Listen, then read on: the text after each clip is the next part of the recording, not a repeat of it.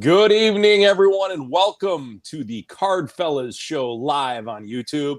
If you're getting us on the podcast after the fact, we are live every Wednesday night at 10:30. That's Central Time.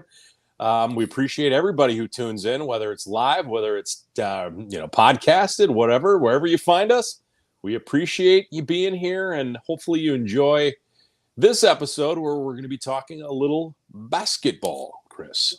Yeah, before we get started, I just got a notification. I lost an auction for a 1965 Sandy Koufax. So if anyone wants to know what that sound was, that was my eBay notification. But we are 65 Koufax, huh? Yeah, right up the alley. Another story for another time. Right up the alley of what we're talking about tonight, which is 1991, 1992 Upper Deck basketball. And this is a set that is kind of near and dear to my heart.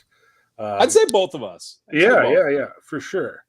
I have fond memories of opening this product as a Ute.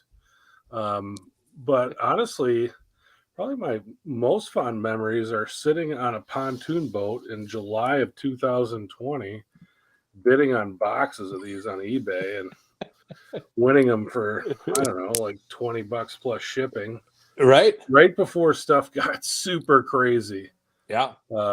So that was really fun, and that was something that I really kind of look back on with some smiles when I think about it. So it's a product that, yeah, it's a lot of fun. And if you're looking for Jordans, yes, you'll find them here. Yeah, absolutely. I'll let you talk about all the Jordans that are plentiful in this set. Plentiful Jordans. So there's 7 Michael Jordan cards in the complete set. Or actually, 7, six in Series 1. Correct. Right. 6 in Series 1. So in the Series 1 packs, you'll have an opportunity at 6 of those cards, and we can go through those at some point. But you've got a complete set of Series 1 cards for 400 cards, and then Series 2 had another 100 cards. And those were kind of the first-year rookies, an action shot. So the rookie cards in this set, it was a lot of draft day photos. So you see the Larry Johnson where he's, it's just kind of a picture of him. We'll get into that too. So Series 2 had those traded players and also had those rookies in their pro uniforms. There is another Jordan card in there. It's an all-star card from, I believe, from that season. So that's a little bit different, but 12 cards in a pack and 36 packs in a box. So we do the math there. We're looking at a little bit over 400 cards in a box. So you could potentially get a full set. The other thing that you could get in these things is the hologram cards. And you and I were talking earlier with these hologram cards. Typically, if you open one pack and got a Michael Jordan hologram, you usually get 3 or 4 holograms in a box. Yeah. Most, your other holograms are probably going to be Jordans. Right. You typically wouldn't see more than 2 different type of hologram cards in a box. So, maybe you would be at the end of the Jordan run in your box, and then you might get, some other guy. But the Jordan holograms are very in demand, and they are difficult to grade, and we can get into that a little bit later. We'll talk a little bit about basketball at the time. The 80s were dominated by the Lakers and Celtics. And in the late 80s, you kind of had that Pistons team with Dumars and Rodman and Isaiah Thomas and Bill Laimbeer, Mark Aguirre, those kind of guys in there, won a couple championships and really blocked the Bulls, a Bulls team that was really good, from getting to the finals. And then finally, the year before this came out, so it'd be the 91 finals, the Bulls broke through, ended up beating the Lakers in the NBA championship, which was a heck of a series. And that was the first of their 6 championships that they would end up winning in the 90s. But to me, this was kind of the golden era of the NBA, but maybe that's just because it was the era that I was most interested in basketball. Right. But you had Jordan, Pippen, Magic, Larry Bird, David Robinson, Charles Barkley, Clyde Drexler, Patrick Ewing, Isaiah Thomas, Stockton, Olajuwon, Reggie Miller, Shaq, it would have been his rookie the next year, but I mean, just kind of right before that, he got into the league. But the stars that you're going to see here are the guys that were on that dream team in 1992, and you're going to be able to pull those cards. I don't think there was a Kareem card in the set, but the James Worthy, I think this was kind of the tail end of his career, but Kareem had retired before this set came out. So yeah, you really touched on this at the beginning. I mean, this was kind of a pandemic darling, if you will. I think when I look back at the pandemic and when people got back into cards, there were really two sets. That there was product and there was an opportunity to get the Michael Jordan cards. We talked about the words, the plentiful Michael Jordan cards. It's the 90 Fleer. And this set, you were able to buy a box for anywhere between $15 and $20 and get anywhere between 5 and 10 Michael Jordans. Right. That's really during the pandemic. You got to remember, that's what everybody was going for. So when Chris was saying he was bidding on these to get them, for $20, $15 to $20, and then you get, $10 shipping, you're getting these for $30. You had an opportunity to pull those Jordans. Yep. And the Jordan cards, we're looking, for those of you listening to us on the podcast, we're looking at the base card right now. And when we look at these Upper Deck cards, these were gorgeous cards. Upper Deck was considered the high-end product of this era, much like the 89 Upper Deck set with Ken Griffey Jr. This was looked at as a little bit of a higher end card because you had NBA hoops, of course you had Fleer, you had Skybox as well. But the Upper Deck cards were really, really sharp looking, in my opinion. You had a great action photo. You had the nice white crisp border to let you know if it's centered or not. I think Upper Deck did a really good job of centering on these cards, if I do recall. The consistency was really, really strong. You had the logo, team logo in the right corner. You had the team name cascading down the right side with the floor color, the color of the actual NBA floor, and then the name and position at the bottom.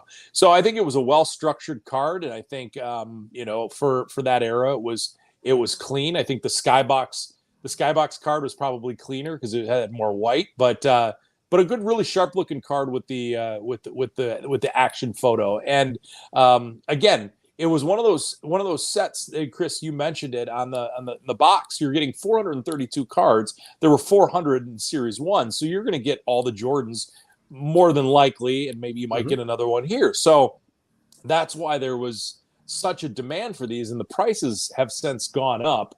And these are selling for much more than that now because I think people realized, okay, I can go get these Jordans for a relatively cheap cost and get them graded and flip them for a much, much higher profit than ever before. So that's kind of why we picked this set.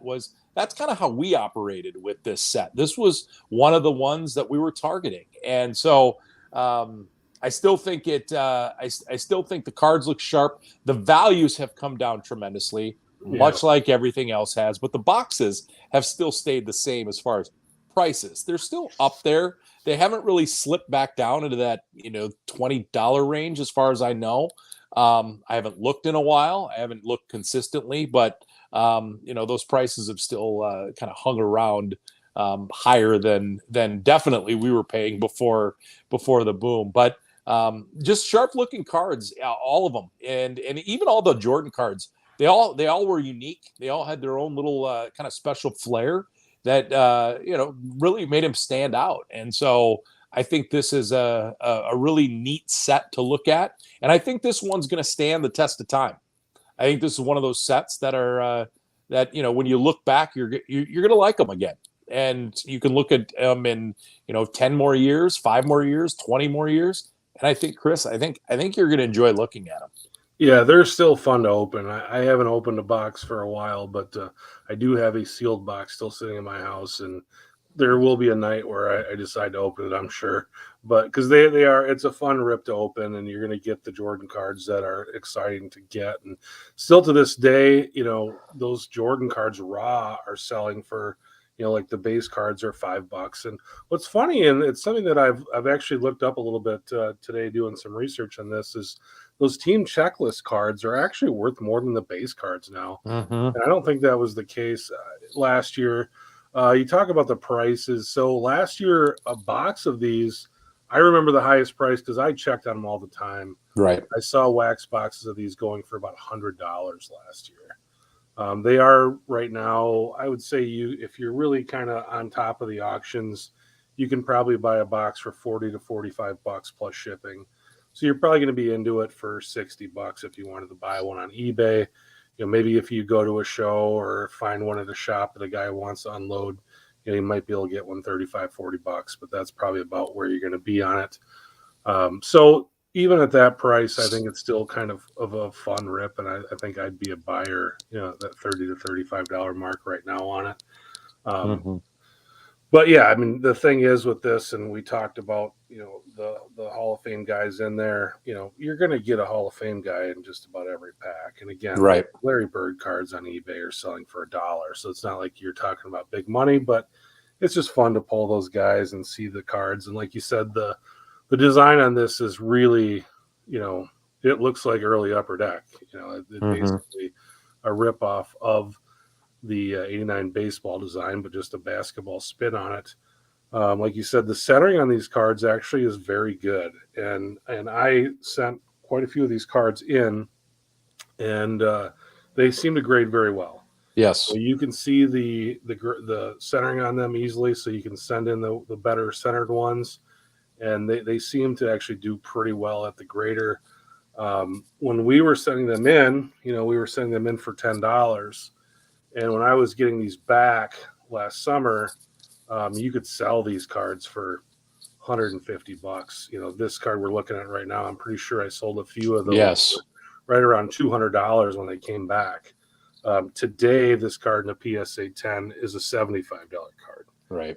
So the market on this and the value on this has really dropped because the pop report has skyrocketed, and we're at a point now where there's a lot of graded cards out there. But when these things came back for us last summer, there was a lot of money to be made on them. Yeah. So the moves that we made with these cards actually, I think, were pretty strong moves, and they worked well. But I think today, buying those boxes for probably double what we paid for them in 2020, and then grading is going to cost you double, and the values on them are less than half. It's probably not a good play today, but it was in 2020.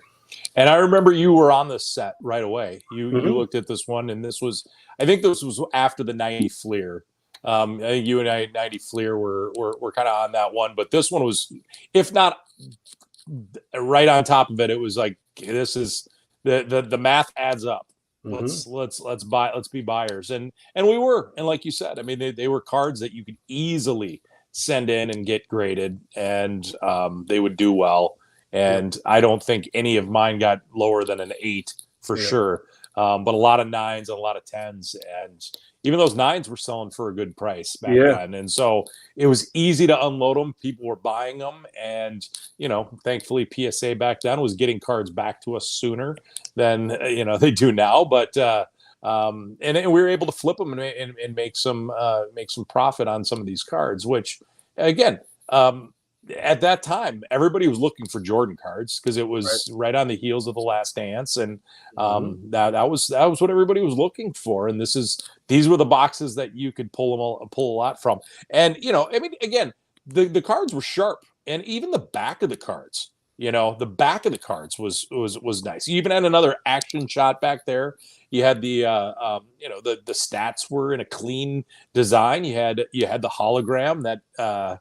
That Upper Deck had gotten to be known for, and that was their thing, to be able to separate themselves from the other card companies. And then I like the number in the upper left hand corner. The card number is the outline by a basketball hoop, and then you got the logo in the bottom right. So overall, I think the structure of the card is really sharp, and Upper Deck really did a good job of designing these cards to fit the sport, and using the action shots that they had, maximum to maximize those shots. Yeah.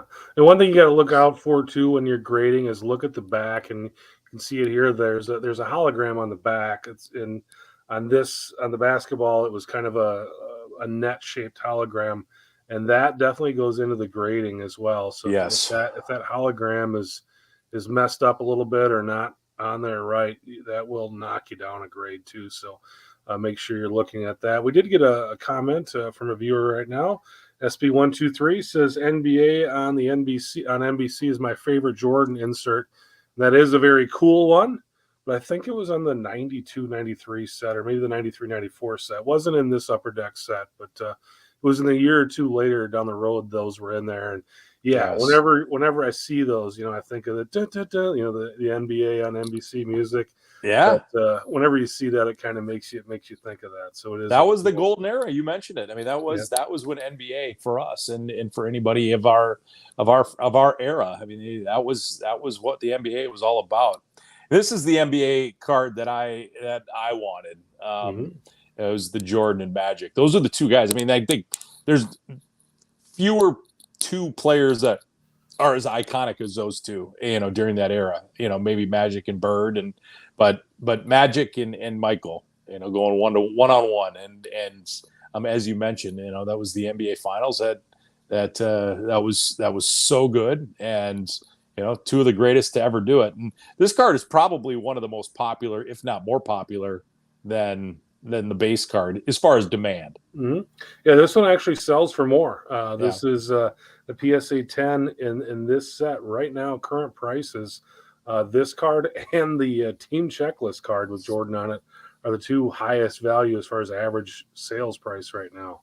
I thought that was super interesting. Most of these checklist cards, and I know last year when the returns came back and we were moving some of these cards, the checklist card was worth about half of what the base was, but the checklist card really hasn't lost that. It's pretty much selling for what it was selling for about a year ago, while the base card is selling for much less. And I think we have a picture of the checklist card too coming up here, but that's the painting one. And so it's unique, and it has definitely a different look and feel to it. It looks more like art.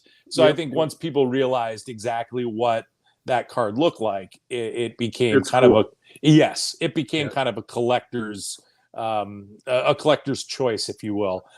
Here's one of the All-Star game cards. Another great photo. I mean, you can almost see Michael Jordan doing this in real time. The move. He's got the one hand on the basketball. He's got the mouth open. He's got a guy's hand in his face. I mean, these cards really captured the essence of Michael Jordan, and I think that was what was, like you said, made this rip really fun. Was these cards you pulled? You got excited about pulling these cards. Yeah, a lot of good photography, and we'll get into that too. I think the Shawn Kemp card in this set is yes. So here's the checklist card. Yeah. But yeah, I remember, back in the day, we used to put our cards into, 9 slot pages, Ultra Pro pages. And I remember having a couple pages of this card. Right. And it was just, to me, it was the coolest thing ever because you could, it just looked like you were looking at some kind of like mosaic. Like you said, it's art. So. Yeah, it is a good one. And I think that once people start looking at it and seeing it in slabs, I mean, it looks like a sharp card. And so not surprised that this one has kind of, stood the test of time through this ups and downs of the collecting in the pandemic and kept its value, because I think it is a unique card. And again, it's like looking at a piece of art, and really nice design from Upper Deck in this one. Yeah, I was kind of saddened when I was doing this stuff, because I was like, this is really like one of my favorite Jordan cards, and at the time, it was one of the least valuable. So I'm almost excited that this one is almost like the most valuable one in the set now. But it is still, it's one of my favorites. Yeah, and this was another one, Chris. You and I were talking today about the cards, and I said, no, he's number 22. There's a number 22 card in there. You're like, no, it's not. It's 44. We were talking about the card number on it, and this one was him reading the newspaper. And it's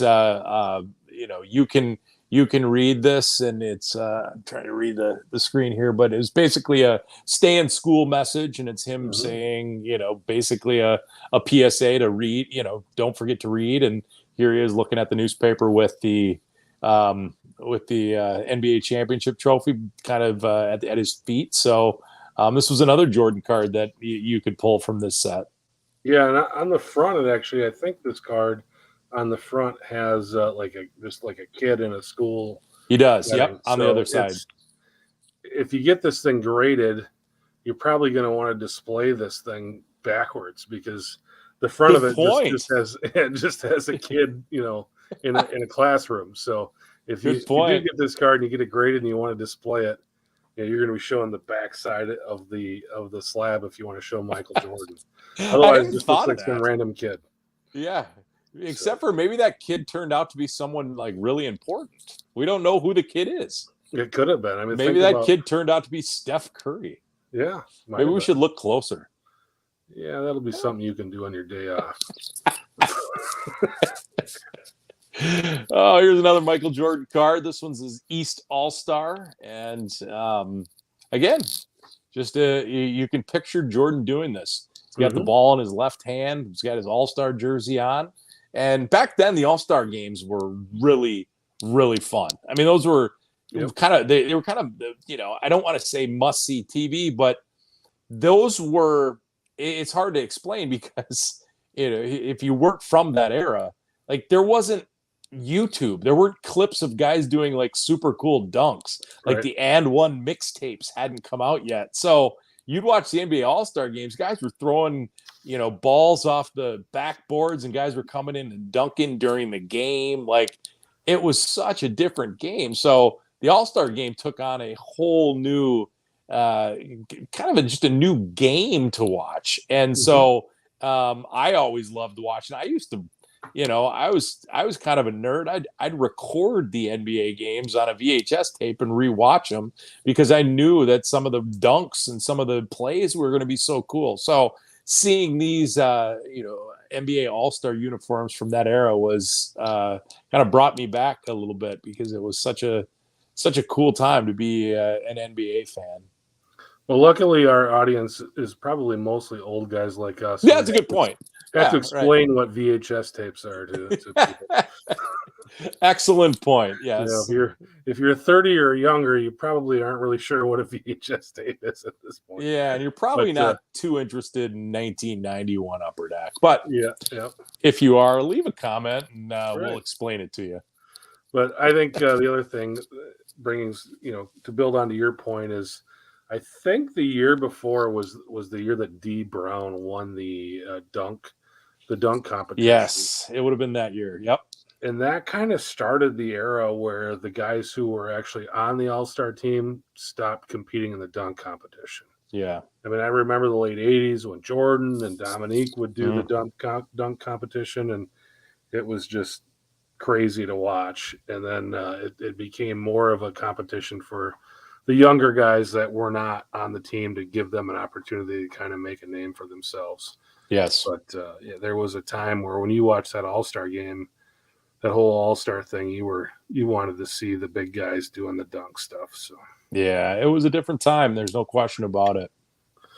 So here's the Shawn Kemp card we were talking about, and this is, it might be the coolest picture ever put on a basketball card, I think. I mean, that's not an exaggeration. Yeah, it is. It's shot from a low angle up at Kemp as he is in mid-flight, about ready to kind of do a tomahawk-style dunk, and it is, it looks like he is just levitating in air, and it is, a lot of the cool stuff we see in cards these days are done by graphics, and this is just a natural photo that was taken from an incredible angle of an incredible play.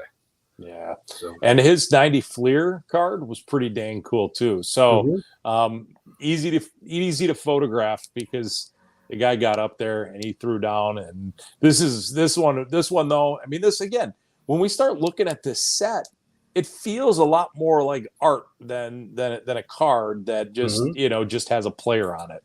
And that's what Upper Deck really is. They really strive for that. They wanted to be different. They wanted to have that more exclusive feel to the game, and they really captured it with their photography. And so this was just another one. I don't remember having this card very much when I was growing up, so seeing this card again as I got back into the hobby is like, whoa, this is some pretty cool stuff here that Upper Deck has captured. So and it's a popular card simply because of the photography, not because of who Shawn Kemp was, but just because of what the photo looks like. Yeah, I grew up in the Chicago area in the late '80s and early '90s, so you liked the NBA and you liked basketball because that was the biggest show in town. Where you were up here in the Twin Cities, and it was the Twins and it was baseball. But I owned a lot of these cards back then, and I just remember how much of a big deal it was because 89 Upper Deck baseball was such a huge product. And then when they came out with football and basketball cards, as a card nerd, it was like, I need to own all of these. Yeah, right. and those were the days where even Upper Deck, you could buy a box of Upper Deck cards for $30 for a hobby box. So you were going to go and buy it. So and the Upper Deck, it was more difficult to find. Meaning, when I say it's difficult to find, you could go to your hobby store and you could buy it. You could go to a card show and buy it. But I've said this before on this show. You could buy boxes of cards at like Sam's Club, right? And you couldn't buy these at Sam's Club. You could buy like Hoops and Skybox, but I don't know if Upper Deck just didn't supply to them or not. But I remember having Hoops and Skybox more than I had Fleer and Upper Deck, and it's just because they were fewer places, but you could easily get all these cards. No question. Where I grew up, there was no box stores, and I remember we had a Kmart. But the thing we had was, it was a town of about 40,000 people, is there was a huge card show group, and I mean there was a card show every weekend. Right. So it wasn't a big, but I mean it was kind of like where we were a year ago, where at that time cards were a big deal, and there were card shows all the time, even in this small town. There was a show. The shop would have a couple shows, and then somebody else would put one on in a little plaza in town. And so to me, it felt like it was kind of a bonanza where you could find it everywhere. And again, this is a time, and again, $30 in 1991 is more than $30 today, but it still wasn't an insurmountable amount of money for a kid who had a part-time job. Where today to go and buy a box of Select for $1,500, to me, most kids are not going to be able to do that. So. Right. But that was that $30 that you usually spent on a box. That was all you were getting. Mm-hmm. That was usually that was the money you had, and that was it. And it's like, okay, I'm going to buy 432 Upper Deck cards. I'm going to go home. I'm going to rip this box all at once, and that's that's how I'm spending my money. Or you're like oh, I'm gonna buy that a couple single cards, or I'm gonna do that. You like $30. I remember going to card shows and being like $30 to $50. Like that was my maximum, and that to me, back then was a lot of money. But and now you look and go, $1,500 for a box. Good luck with that. I don't know about that, but it's one of those things though that different era, different time. Yeah. And back then you wanted to collect a set, and today, yes, to me, I tried to get my son to collect sets last year. He got into the top set quite a bit, and I'm like, I think we could build a set. And I remember back then it was fun to do because you would get all the cards and you'd find out which ones you don't have, and then you'd go look for those at the show. Well, today, literally, you just go on eBay and you can find any card you want. So it's not really even a challenge. It just comes down to how much money you want to spend to make the set. So set building has become a different thing. I mean, you can still build it the old way, I guess, and go to shows and try to find these cards, but it is a different thing. No question about it. And here's one of our rookies. Dikembe Mutombo. Yeah, the big guy. This is a cool card too. He's got the cityscape in the background and looking sharp in his suit and his hat, and you got the NBA draft logo in the bottom right. And this was a card that everybody wanted back then. There were two rookies, him and LJ. Larry Johnson, Grandmama coming out of UNLV. Those are the two rookies that you wanted, and they still continue to be kind of the two rookies that are the ones that are in demand. I know I had a couple of these Montumbos and I sold them, and they sold relatively quick. It kind of surprised me. And the Larry Johnson card as well, which I think is one of my favorite ones because it's just like casual Larry Johnson. He's got his knee up. He's doing a radio interview on draft night. Looks like he's got his draft jersey in his hands. He's just Larry Johnson, to me, back in that era, was one of the coolest basketball players ever. I mean, he played at the coolest college. He was like, he had a gold tooth. I mean, like he looked like a badass, and he's like, this guy is just cool. And and then he did Grandmama, was his alter ego, and just a super likable from afar. I have no idea if he was a likable person, but just a super likable athlete, and a guy you kind of cheered for and wanted to, I guess you wanted to connect. Yeah. Or collect, I should say. To me, there's two really iconic photos of Larry Johnson. There's this one and then the hot tub photo.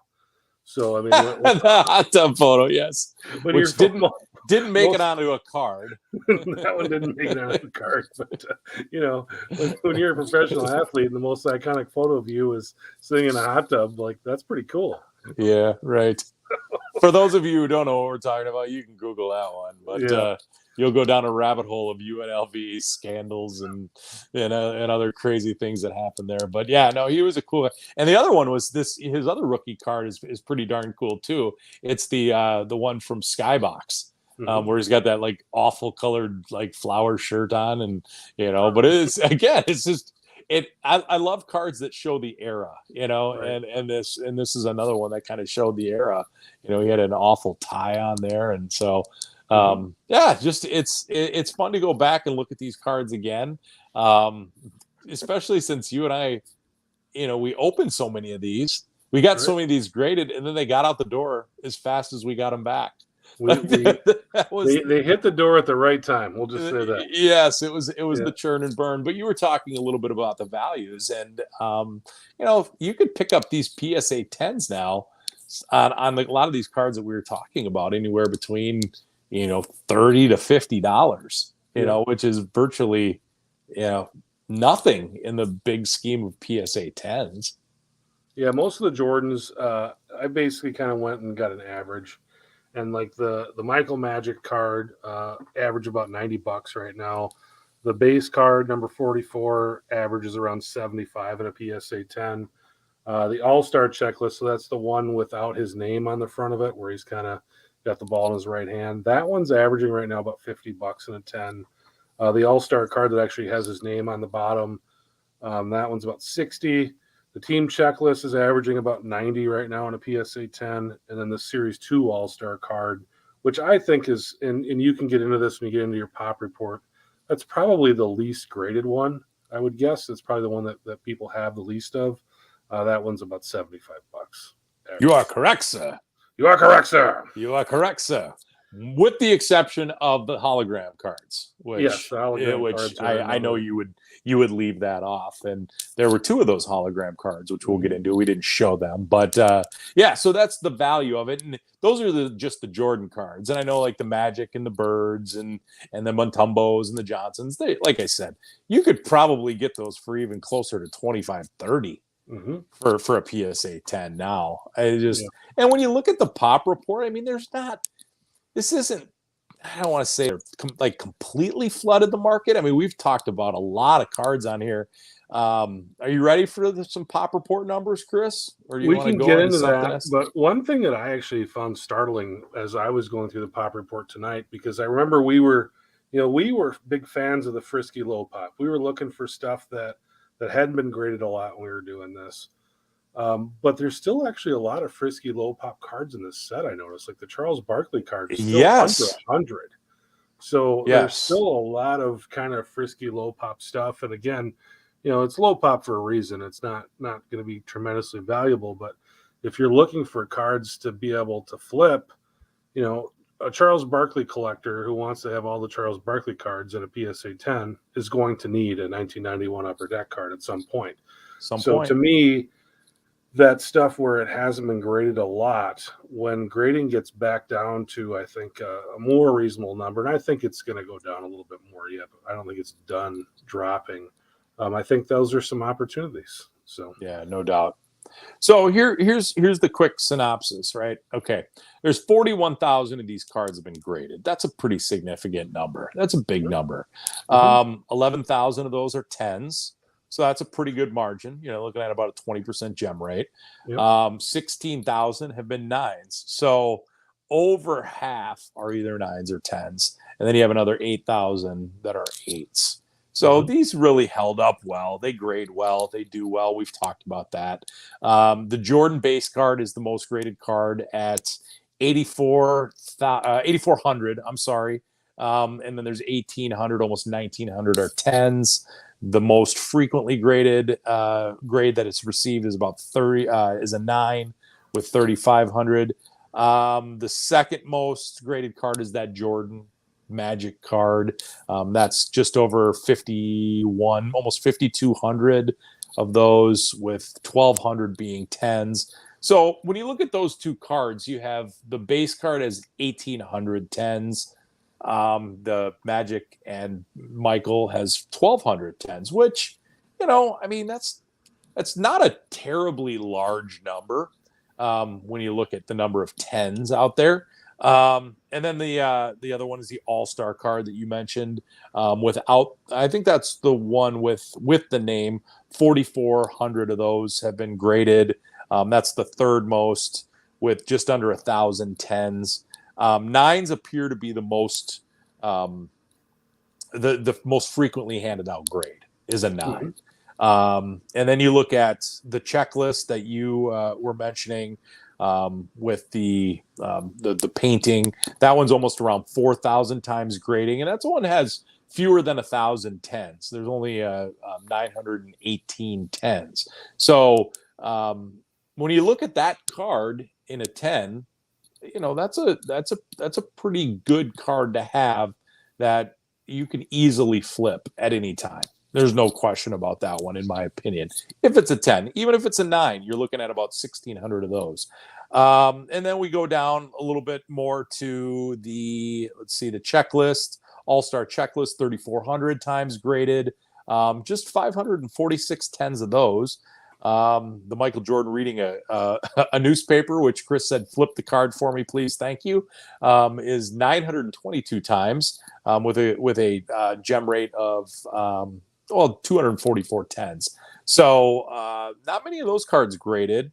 And then you start looking at the other cards. The Mutombo card has 2,200 cards graded. That one's got 598 10s. Larry Johnson, just over 1,100 cards graded with 346 10s. So you're starting to see these gem rates anywhere between 20 and 25.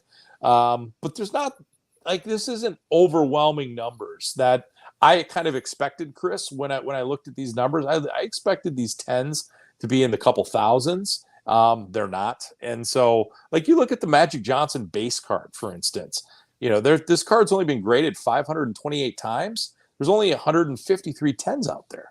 So, that's again, if you're a collector of Magic Johnson, Larry Bird, 777 cards graded, 221 10s. If you're collecting all these Larry Bird cards, you want 10s, finding these cards they're not going to be popping up on eBay all the time. And so, there's some opportunities here to hold these cards, to kind of wait and see, where the market goes, especially with some of these guys who are, aging all-stars. You just never know what's going to happen. And then, that Sean Kemp card too, 231 times graded, 56 10s. That's so crazy. for a card that you and I just looked at and went, wow, that's a dang cool looking card. Not many of them are out there graded. And so I don't know what the Sean Kemp market looks like these days, but I can tell you that picture is pretty darn cool. So that's kind of the pop report. And I do wanted to pull up I didn't do it originally, so I have it here on my iPad is the holograms. So the holograms, you and I talked about this a little bit too before we started broadcasting. 7,200 of these cards have been graded. Only 536 tens. And the biggest concern with these cards is the surface. Almost 3,000 nines, almost 2,800 eights. So it's really hard. Those holograms are really, really hard to get high grades on because of those surface issues. Those cards were really, really susceptible to scratching and getting marks on there. There's 2 Jordan cards in there, the A1 or AW1 Jordan, 134 tens out of 3,000 graded. And then there's the AW4, which is there's about 3,500 graded, 339. So when you talk about the Michael Jordan Frisky low pops, those are the cards you should be looking at from 1991, 92. There's no question about it. If you want to look for something that's unique and rare, and those cards are selling for around $400 or $500, as a PSA 10. So those are the cards that have the value because pulling them from pack to grading is going to be an uphill battle. Yeah, I have several of them, and I graded 0 of them because, like you said, they just don't look good. They're cool cards and they're fun to look at, but when you look at them, you're like, this card is not going to grade well. So if you're going to send one in, you're probably sending in knowing that you're not going to get a 10, and if the 9 gets you where you want to be as far as financially, or just you like the card, you want it in a PSA holder, then cool. But the odds of getting a 10 are pretty slim. But I was looking here too, you look at this pop report, the all-star cards, the Karl Malone card has been graded 27 times. There's ridiculous number. The Stockton card's been graded 19 times, Drexler 16 times. So there still is some opportunity. The Robinson all-star card 45 times. So there's a ton of cards here. If you're out and you're looking for kind of low pop opportunities, they are there. But the value on this set, certainly in the graded card market, is dropping. But to me, and I've been selling a lot of really oddball SGC slabs lately, and you can kind of put whatever price you want on them because there's no competition. There's no one else that has that card in a slab.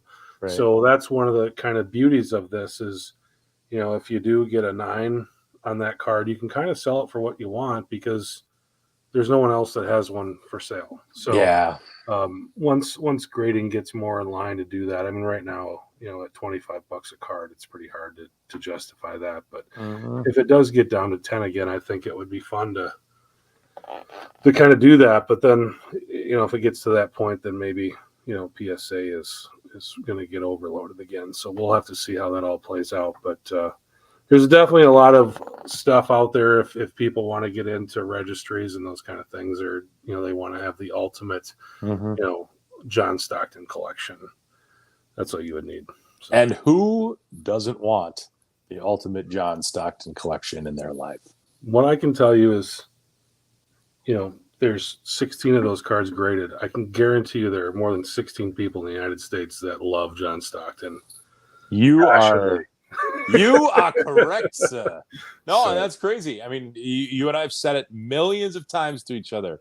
Everything sells. Everything sells. Everything sells. It's just a matter of finding the right person to buy the right product that you have. And that's what this opportunity is. I mean, that's what we really try and focus on with this show. And so you might look at this and go, oh, these cards are worthless. Well, yeah, for a majority, you're not going to get rich. And that's not what we're trying to do here. We're just trying to find it. We've always tried to find little slivers, little nuggets in the hobby where you can maybe make a little bit of cash here and there that, make it fun, but you're not going to break the bank one way or the other. You're not going to go broke doing it, and you're not going to get rich doing it either. And that's kind of our mantra. And if you're new here, that's what we do. Well, you and I were out. We were out today doing a little bit of card shopping, and we walked into a shop and kind of seeing prices that I felt were still in line with 2021 and hadn't figured out it's 2022 yet. But we go in the back of the store and there's a hand collated 1991, 1992 Upper Deck basketball set priced at $12. And it was hand collated. So I open it up and I pull out the Jordan base card, and it's in pretty good shape.